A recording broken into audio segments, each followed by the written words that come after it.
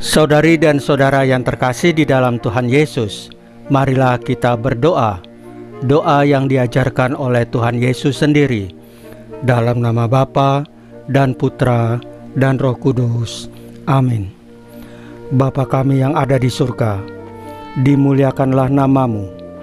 Datanglah kerajaanmu, dan jadilah kehendakmu di atas bumi seperti di dalam surga. Berilah kami rejeki pada hari ini, dan ampunilah kesalahan kami, seperti kami pun mengampuni yang bersalah kepada kami.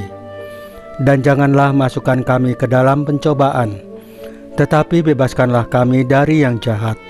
Ya Roh Kudus, hadirlah saat ini untuk memimpin dan membimbing kami dalam membaca firman Tuhan Yesus dan merenungkannya, sehingga kami dapat mengerti maknanya dan dapat kami laksanakan dalam hidup kami sehari-hari di tengah masyarakat kami.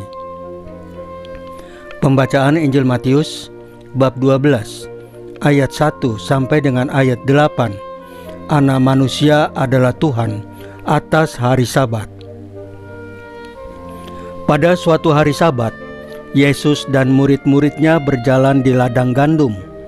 Karena lapar, murid-muridnya memetik bulir gandum dan memakannya.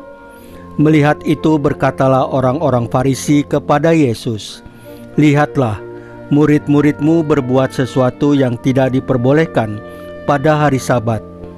Tetapi Yesus menjawab, "Tidakkah kalian baca apa yang dilakukan Daud ketika ia dan para pengikutnya lapar? Ia masuk ke dalam bait Allah, dan mereka semua makan roti sajian yang tidak boleh dimakan kecuali oleh imam-imam. Atau tidakkah kalian baca dalam kitab Taurat bahwa pada hari-hari Sabat imam-imam melanggar hukum Sabat di dalam bait Allah, namun tidak bersalah? Aku berkata kepadamu, di sini ada yang melebihi bait Allah. Seandainya kalian memahami maksud sabda ini, yang ku kehendaki ialah belas kasihan dan bukan persembahan, tentu kalian tidak akan menghukum orang yang tidak bersalah, sebab Anak Manusia adalah Tuhan atas hari Sabat." Demikianlah sabda Tuhan. Terpujilah Kristus. Saudari dan saudara yang terkasih di dalam Tuhan Yesus, dalam perjalanan hidup yang penuh kesibukan dan rutinitas, kita seringkali ditarik untuk menilai segalanya dari apa yang tampak lahiriah. Apakah seseorang menaati aturan? Apakah ia melakukan kewajibannya? Atau apakah ia hadir dalam kegiatan-kegiatan keagamaan? Namun hari ini, sabda Tuhan mengajak kita melangkah lebih dalam. Yesus bersabda bahwa Anak Manusia adalah Tuhan atas hari Sabat. Sabda ini bukan semata-mata pernyataan otoritas, melainkan pewahyuan akan siapa Yesus itu. Dia adalah sang sumber istirahat sejati, damai sejati, dan kasih sejati. Hari Sabat dalam pemahaman iman kita bukan hanya soal menghentikan pekerjaan, tetapi soal mengembalikan pusat hidup kepada Tuhan.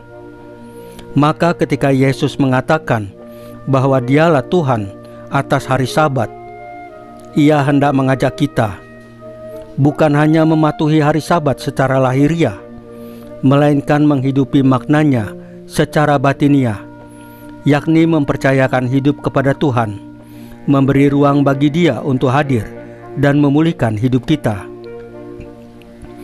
Seringkali kita hidup dengan kecemasan.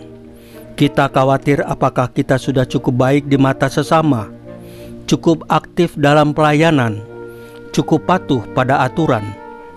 Tetapi Tuhan Yesus menegaskan, yang paling berkenan di hadapannya adalah hati yang terbuka pada kasih, pada belas kasih, pada kerendahan hati. Maka kita dipanggil bukan pertama-tama untuk menjalankan hukum secara kaku, tetapi untuk bertumbuh dalam relasi cinta dengan Tuhan dan sesama, karena hanya cinta yang menyelamatkan. Dalam hidup sehari-hari, Sabat bisa berarti saat-saat kita sungguh hadir bagi keluarga, menyediakan waktu untuk mendengar yang lemah, memberi ruang bagi doa dan keheningan di tengah hiruk-pikuk dunia. Sabat bukan hanya milik hari Minggu. Sabat adalah pilihan hati yang sadar bahwa tanpa Tuhan, hidup kehilangan arah. Saudari dan saudara, marilah kita belajar beristirahat di dalam Tuhan, bukan sekedar berhenti dari kerja, tetapi sungguh menyerahkan diri pada penyelenggaraannya.